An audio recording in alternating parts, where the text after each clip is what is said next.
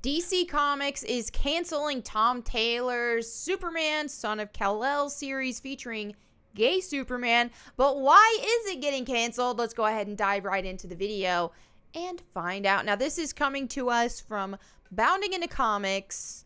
Y'all know I love me some Bounding Into Comics. They cover the news quite well. So here we have DC Comics announces the cancellation of Tom Taylor's woke Superman Son of Kal-El series.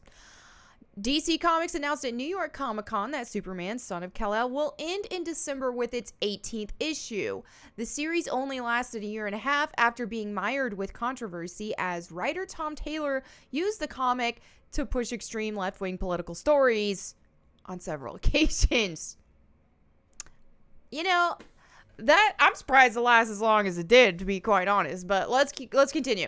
Although the series is best known for turning the new Superman, Jon Kent, gay, Taylor also pushed storylines where the woke hero fought against climate change, rescued undocumented immigrants, and even wore a facial mask to virtue signal over COOF protocols. So, there's this page here, protesting climate change, Superman. All right, let's continue. Online response to Taylor's run has been rife with criticism. Gabe El-Tayyib, a former Superman Son of Kal-El colorist who parted ways with DC Comics in protest of the publisher's current political agenda, took to social media to address the cancellation of Taylor's woke Superman run. 1 year ago, I stood on principle and left DC Comics for their U.S. hating book by SJW narcissist Tom Taylor. I win, wrote El-Tayyib. And here's the picture. So it looks like he now is colorist for the Isom, Eric July's Isom. Yeah, there we go.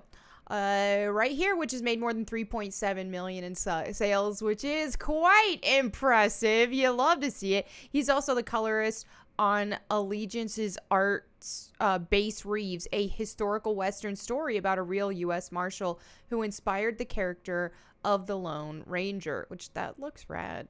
That really does look rad. Okay, I'm going to go more into my opinions after I read this. Okay, sit tight. While the ending of the series is a bellwether for how poorly sales appear to be going for the Superman Son of Kal-El book, DC Comics, unfortunately, has not learned their lesson in forcing politics into the Superman line.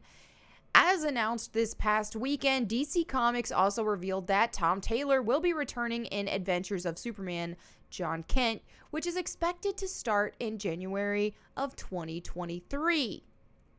The publisher remains committed to pushing their LGBTQ version of Superman in spite of poor sales that would have suggested otherwise. With the announcement of a reboot, it appears as if DC Comics is attempting to use speculators to force a sales bump with an all-new #1 issue. While such marketing gimmicks have worked in the past, usually title reboots are done when there are changes in the creative team or the character. With Adventures of Superman, Jon Kent, it appears the editorial doesn't want to admit the book's abysmal sales in hopes they can make it continue through gimmicky artificial sales tactics, as we've been seeing throughout the entertainment space. Adventures of Superman is only being billed as a 6-issue miniseries, so it is plausible the publisher may be trying to give Tom Taylor one last shot before shelving the character. Still, opting to relabel the arc as a new miniseries this far into a run, no less, is a strange move for DC. Alright, so basically what this reads like to me is that their Son of Kal-El series was doing terribly in sales, and as a result they are canceling it, but more so giving it a fresh coat of paint, I suppose. They're still trying to continue the story in a way, but they want to kind of con people into buying it because they weren't already as it is. Now, from my perspective, I think one of the biggest reasons why we're seeing a lot of these issues, and I know a lot of people want to call the fans homophobic. That's always the first go-to thing. They want to blame the people for not buying it, right? They want to blame comic book readers for not buying it and just say, oh, well, you're just a homophobe. And that's just the easy way that they can completely distract everybody from the true reason why these comic books likely didn't sell is because they just weren't good. We're seeing this throughout all of entertainment. As I keep making videos about this kind of stuff, is that we're seeing crappy writing. We're seeing terrible stories be taught in a lot of the newer TV shows we've got, movies, comic books, and so on and so forth. And what they do is they try to sell these entertainment pieces based on just woke stuff, okay? Just trying to appease woke Twitter, essentially, you know, which I'll get to that in a minute too. So it's just like, oh, I know, let's make this ship happen, or let's make this character this sexual orientation, let's make this character, let's race swap this one, let's do this and that, so that the social justice warriors on Twitter will give us a bunch of retweets and likes, and therefore that'll make people buy our comics. It doesn't work. Because the people they're pandering to on Twitter don't read comics. I said this in a recent video I've made too, is that you're seeing people more concerned about who's hooking up with who than the actual superhero stuff going on in these comics. They don't care. They care more about their ships and their fan arts. We see this with Overwatch as well. And that's why a lot of people, who go on and on about certain ships on Overwatch. There's a big group of people who don't really actually play the game, but they participate in the fan arts, the fan ships. They like the characters, okay? So they really want to just focus on that, but they're not actually playing the game. And we see a lot of this with comic books as well. You see a lot of people who don't actually read comic books or even watch comic book movies for the most part. Some of them might to some degree, but they're not really that invested in the actual stories. They're not that invested in the actual material. They just care about the ships. They care about being seen, you know? And what this is it turns comic books, it turns entertainment in general into a giant validation tool instead of just enjoying a story. And this is where problems have really started, is when people started pushing this message of people need to be seen in their favorite entertainment forms. People, it's important to be, representation is important, which none of us 90s kids needed that crap. We didn't have to be represented. We didn't have to I feel seen. We didn't have to have that. We just enjoyed good stories. That's it. But what this is really proving, and what we're seeing in the entertainment space in general, is that when you prioritize validating people and you prioritize just being seen over actually hiring competent writers and good stories, good art, etc., then yeah, it just doesn't work. There's no point in being seen if the material is trash. So yeah, this is it. And I definitely have to commend Gabe here for sticking to his guns and not working for a company that he felt went against his values. Good for him. And to be a part of ISOM, that is huge. And I've made a video about ISOM. I backed it. I think Eric July is awesome, and I think what he's done with ISOM is so good. I wanted to make a full review of it, but I'm only halfway done reading it so far.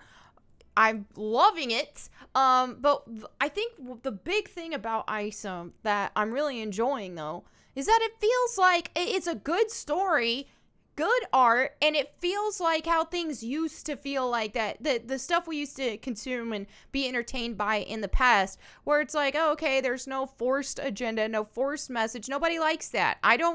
One reason why we even dive into comic books or TV shows or anything like that is to kind of escape the real world and anything going on in the regular world. I don't want to see climate change protesting, okay? I don't want to see this pushing people to get the coof thing, you know? It's like, really? This starts to read like propaganda, okay? Whenever they shoehorn this kind of stuff into a comic book, it starts to feel more like propaganda than actual entertainment. And people argue, they'll reply to my videos because they call me a grifter, so on and so forth. They'll reply to my videos and say, oh, you wouldn't care if the politics were your politics. Yes, I would. And let me think of my favorite thing of all time in the entertainment sphere, Tomb Raider, okay? I don't want Lara Croft spouting my politics. The fun thing about Tomb Raider is that, you know, classic Tomb Raider, because, you know, but classic Tomb Raider was a good escape from reality. I don't need Lara Croft to do a fancy spin move, look at the camera, and then say, taxation is theft. I don't need that. I don't need it. It would be cringe. It would be stupid. So it's just like, stop shoehorning all these politics into our entertainment stuff, please. And it's so many self-inserts too. It's just people needing validation. They need validation for themselves, for people on Twitter that they're pandering to. It's getting to the point where it looks like fetishization. It's not it. I just don't care. And when you even look at comics in general, even before all this, you look at comics, even the old school stuff. When I was a kid and I think about my least favorite things about comics or comic book movies, cartoons, all that, I always, the romantic stuff, okay? It's like, I always liked to see that kept to a minimum. Now, there are some characters that their love interest still added sort of a dynamic element to the story. Like, think of Peter Parker, for example. That really, a really big emphasis on Peter Parker's personal life versus his life as Spider-Man, and that played a big role in that. But there was still a balance with that, and as a kid, even as an adult, I don't want to see just everything be about Mary Jane or Gwen Stacy or anybody else they want to put in there. That is the most boring part about a comic book, is the romance side of things. It's like people aren't reading comic books for the romance side. If you want just a romance novel, write a romance novel. You know? Yeah. That's it for this video. Look, there's Mary.